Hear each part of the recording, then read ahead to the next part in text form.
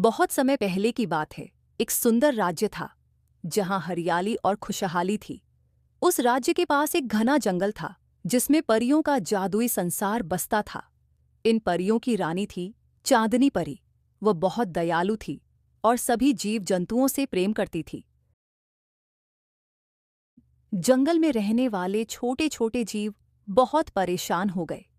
उनकी नन्ही सी दुनिया में कोई अंधकार फैला रहा था।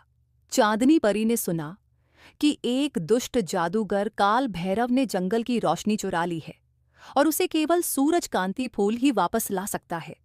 परियों की रानी ने अपनी सबसे प्रिय परी ताराबी को यह जिम्मेदारी दी कि वह जादुई फूल को ढूंढ कर लाए। ताराबी बहुत बहादुर थी। वह तुरंत सफर पर निकल पड़ी।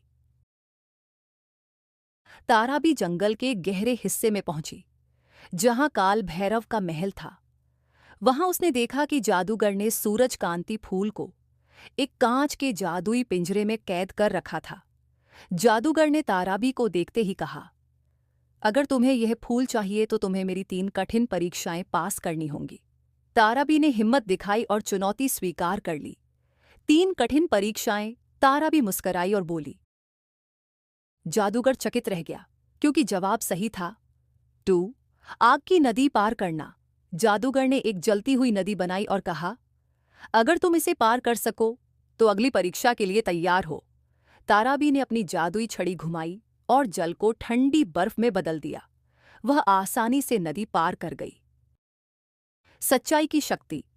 आखिरी परीक्षा में जादूगर ने भ्रम का जाल फैलाया। उसने कहा, अगर तुम मुझसे लड़ना चाहती हो तो अपनी शक्ति से मुझे हराओ। ताराबी ने प्यार और सच्चाई की शक्ति से जादूगर को आईना दिखाया जिसमें उसे अपनी ही बुराई नजर आई। वह डर के मारे भाग गया और उसका जादू टूट गया। सुखद अंत। ताराबी ने जादुई फूल लिया और परियों के महल में लौट आई। जैसे ही फूल को जंगल में लगाया गया, अंधकार छौट गया और चारों ओर फिर से रोशनी फैल गई। परियों की रानी चांदनी ने ताराबी को जंगल की रक्षक परी बना दिया। तब से जंगल में हमेशा रोशनी और खुशहाली बनी रही।